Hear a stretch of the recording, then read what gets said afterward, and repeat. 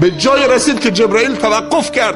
7 تا معراج جبرائیل رفت همراه پیامبر، 2 تا معراج باقی مانده توقف کرد، گفت که اگه یک ذره جلوتر بیام نور خداوندی بال و پرمو میسوزونه و حب انتقام از دلش دور بکنه، هیچ موقع در عمرش سکته نمیکنه. هند جگرخوار که 21 سال مبارزه کرده و جگر حمزه رو به دندان گرفت و حمزه رو مسله کرد. پیامبر صلی الله علیه و سلم کسی بود که دوست نداشت خودش تنها به بهشت بره. بعضی از صحابه و بعضی از شخصیت ها در دنیا که راه می رفتن، پیامبر بهشون می گفت این بهشتیه، این بهشتیه، این بهشتیه، این بهشتیه، این بهشتیه. از جمله کسانی که پیامبر اشاره کرد بهش گفت این بهشتیه، حضرت بلال رضی الله عنه، اون سیاه پوست زنگی برده‌ای که خرید و فروش میشد.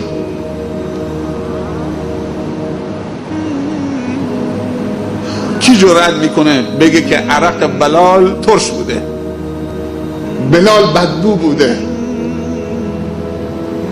پیامبر بهش گفته بهشتی.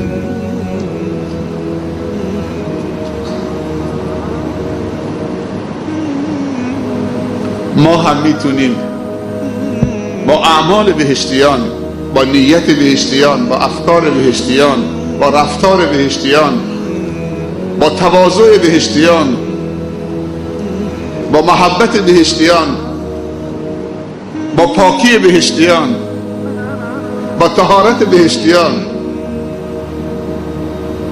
بهشتی باشیم. چرکا رو بریزیم بیرون، خودمون رو راحت بکنیم. تحقیقات نشون داده درصد سکته، چه سکته قلبی و چه ایست مغزی و چه سکته پوستی،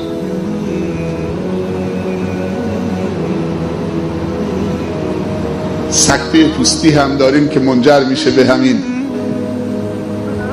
بیماری های پوستی. میگه در کسانی بیشتره که حب انتقام دارن و شب با کینه ها میخوابن، نمیتونن خودشونو خلاص بکنن.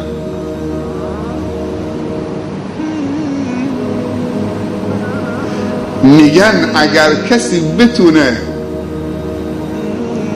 گذشت بکنه و حب انتقام از دلش دور بکنه، هیچ موقع در عمرش سکته نمیکنه. معمولا کسی سکته میکنه اون خودش راحت کرده دیگه. کسی که خودخوری میکنه، اسلام چقدر تأکید کرده بر گذشت، گفته حتی اگر قاتل عمد بچت باشه، و ان تعفو خیر لکم، اگه گذشت بکنی خدا میگه خیره برای تو. حالا چقدر خیره، چه خیریه فقط خودش میدونه. و ان تعفو خیر لکم. اینا رو بریزیم دور. اگر قرار بود کسی انتقام بگیره، رسول الله صلی الله علیه و سلم باید از ابو سفیان انتقام میگرفت، از اهل مکه انتقام میگرفت، از هند انتقام میگرفت. هند جگرخوار که 21 سال مبارزه کرده و جگر حمزه رو به دندان گرفت و حمزه رو مسله کرد، ولی پیامبر صلی الله علیه و سلم در فتح مکه گفت کسی که به خانه ابو سفیان پناهنده بشه در امانه. هیچ موقع پیامبر بزرگی رو در زمانی که در جاهلیت بود بعد از اینکه قدرت گرفت ذلیل نکرد، حتی اگر بر دینش هم نبوده. پیشنهاد اسلام بهش داد، ولی قبل از اینکه اسلام بیاره ابو سفیان گفت هر کسی به خانه ابو سفیان هم پناهنده شد در امانه، هر کسی به خانه خودش پناهنده شد در قفل کرد در امانه، هر کسی به مسجد الحرام که پناهنده شد در امانه، مگر کسی که بهشتیه حب انتقام در دلش هست، میخواد همه رو بهشتی بکنه.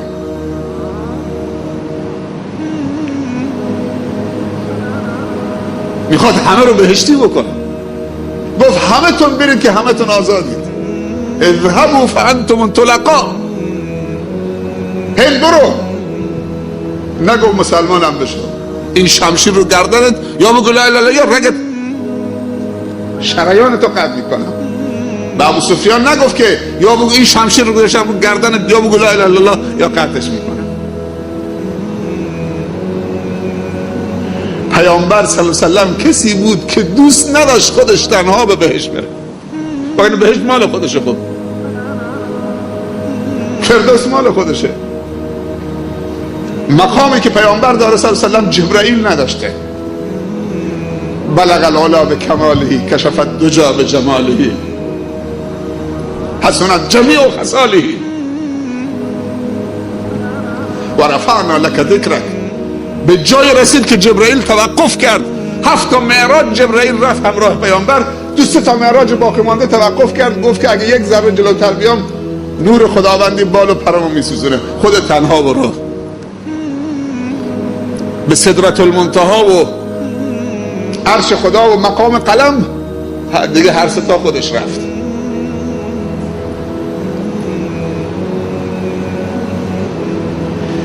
محمد صلی الله علیه وسلم اونقدر صلح طلب بود و دنبال دوستی بود و محبتش خالص بود و توصیه هاش همش منشأش خیر و برکت و مهربانی و رحمت و رأفت و شفقت بود و دوست نداشت خودش تنها به بهشت بره، به سعادت برسه. دوست داشت که کل امتش رو در بهشت همراهش ببینه. مگر ما امت اون نیستیم؟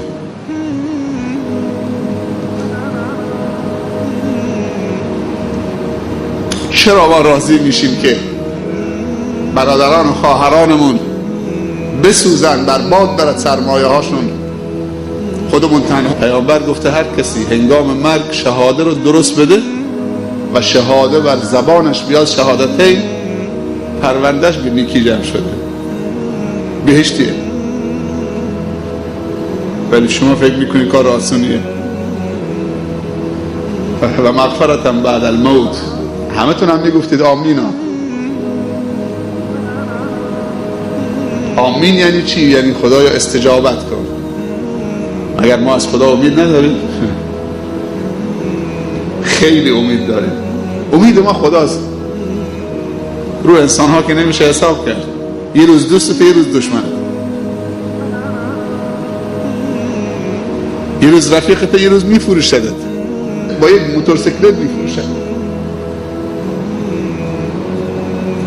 دوست خوب امروز خیلی کمیابه، عتیقه است. اگه باشه عتیقه است.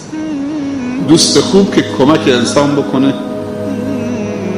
که روز به روز به خوبی های اون افزوده بشه و از اشتباهاش کم بشه و به علم و معرفت و اخلاقش اضافه بشه.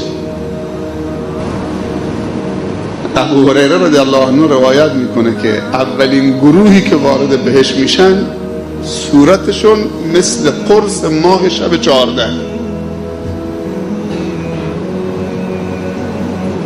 مثل زمانی که دیگه ماه قرص بدره. اولین گروهی که وارد بهشت میشن صورتشون مثل ماهتاب شب بدر، ماهتابش شب 14 که قرص میشه 14 و 500. این اولین گروهی هستن که وارد میشن، یعنی اینقدر صورتشون درخشندگی داره، میدرخشن، نورانیه. ثم الذين يلونهم على اشد كوكب دري في السماء اضاءة.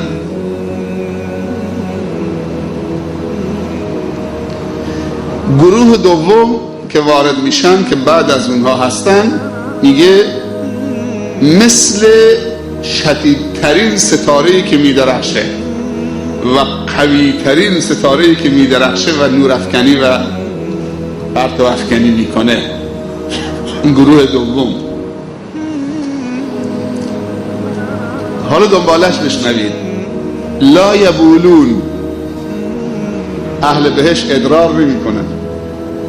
این عوارضی که تو دنیا هست تو بهشت نیست. لا یبولون، تبول نمی کنن، بول ندارن، ادرار ندارن. ولا یتغوطون، مدفوع هم ندارن، یعنی تا خوردن برن دستشویی عوارض بیرون بدن. پس چطوری دفع میشه؟ کجا میره؟ آبی که خوردن کجا میره؟ غذایی که خوردن کجا میره؟ اگر نگفتن تو بهشت انواع نوشیدنی، انواع خوردنی، جوی عسل، جوی شراب، جوی نمیدونم فلان، جوی شیر، جوی فلان. پرنده بریانی بالشو باز میکنه میاد درخت، میاد پایین یا تختا میره بالا، فرقی نمیکنه، همش ناز و نعمته. ولا یکفلون، آب بینی هم ندارن، آب دهن هم ندارن، توف ندارن بندازن، بلغم ندارن بندازن، آب بینیشون سرازیر نمیشه که با دستمال بگیرن. امشاطهم الذهب، شانه هاشون از طلاست. و رشحهم المسک،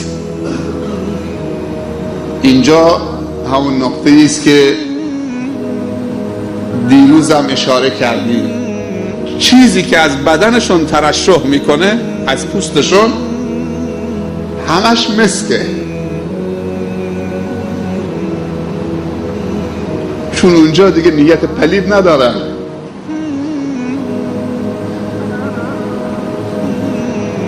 که این عرقها بدبو بشه. حسادت ندارن، خودخواهی ندارن، تفکر منحرف ندارن.